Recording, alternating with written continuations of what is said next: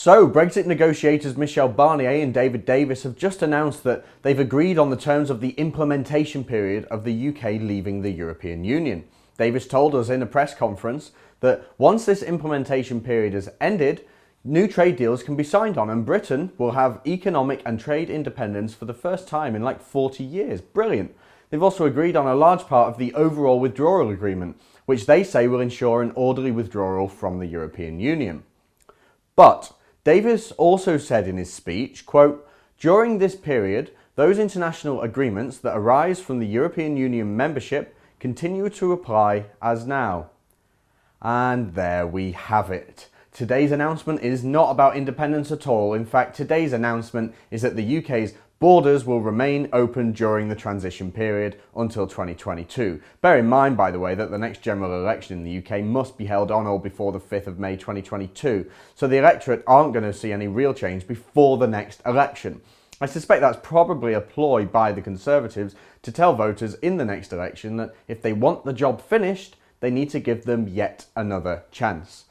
Devious, manipulative political scheming is just a standard for the Conservative Party these days, isn't it? Now, Davis claims the New Deal provides certainty to business, but that to ensure the agreement is faithfully and fully implemented, he also announced that the government and the EU are setting up a joint committee of representatives from the UK and the EU, which will be, quote, underpinned by a clear commitment from both sides to act in good faith.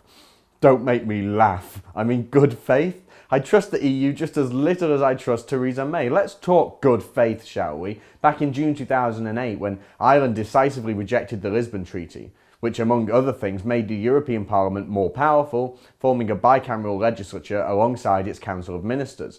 It also created the long-term position of the President of the European Council, and it allowed the European Parliament to decide the full budget. And guess what? The Irish rejected it. And so, in good faith, naturally, the EU just made them have another referendum. They just asked the same question until the voters gave them the decision that they wanted, the right decision. Democracy, right? I mean, it's straight out of Nick Clegg's playbook. Voters also have a right to change their mind a year after they've already made a decision in a major national referendum. Back in the day when the Irish rejected the Lisbon Treaty, a Brussels official also described the voters as, quote, ungrateful bastards.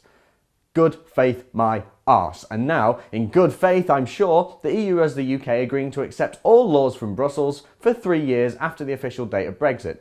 March 2019, that is. They call it a transition period, but what that really means is that Brexit won't happen until at least 2022. And who knows what other stumbling blocks will just appear before then anyway. And not only that, but it looks like the people of Northern Ireland are going to be kept in the single market as a, quote, backstop solution.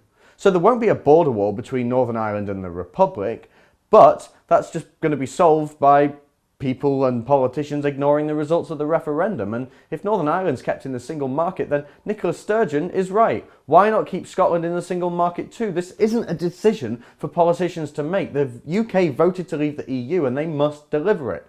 But by the way, the cherry on the cake is that Davis admitted that Britain's not going to be taking back control of its fisheries either, which is a big point in the referendum, and that the proportion of fish that British fishermen were allowed to catch within their own waters won't change at all during the transition period. But somehow, this is the UK protecting its fishing community's interests. Give me a break.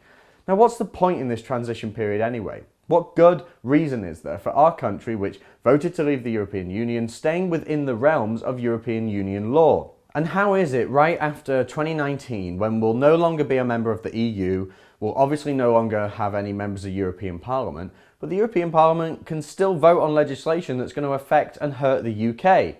This just gives the EU 3 more years to pass laws that might well make it increasingly difficult for the UK to actually leave the EU, or at least escape some of its powers. This is a power grab by the EU, and it's a betrayal by Mrs May and David Davis, who, actually, I saw David Davis as a real Brexiteer who wouldn't quite compromise this much, but clearly I was wrong. And just imagine what kind of havoc Brussels can wreak on the UK through immigration in just a few years. Barnier made it clear that anyone who arrives in the UK from the EU, regardless of where they came from before they reached the EU, will be given, quote, new resident status that offers legal certainty.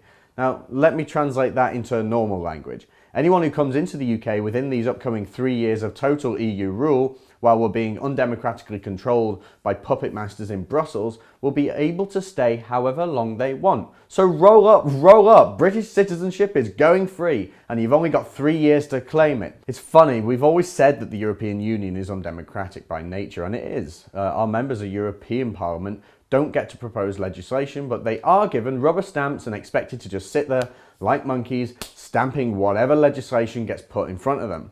And soon, we won't even have monkey status. The EU is punishing us by taking control for a further 3 years or more while we don't have MEPs. This is on the same page as taxation without representation. We're not only going to be controlled by foreign bureaucrats, but this time we're going to be controlled by foreign bureaucrats who aren't even pretending to give us some kind of democratic rights. How did the British government sign off on this deal? Let's be honest, remember when Theresa May said Brexit means Brexit and we're going to make a success of it? You remember that, right? Well, I guess that was her promise, made in good faith as well. Watch me and the rest of Rebel on our brand new Rebel app, which is available now on the Apple App Store and the Google Play Store.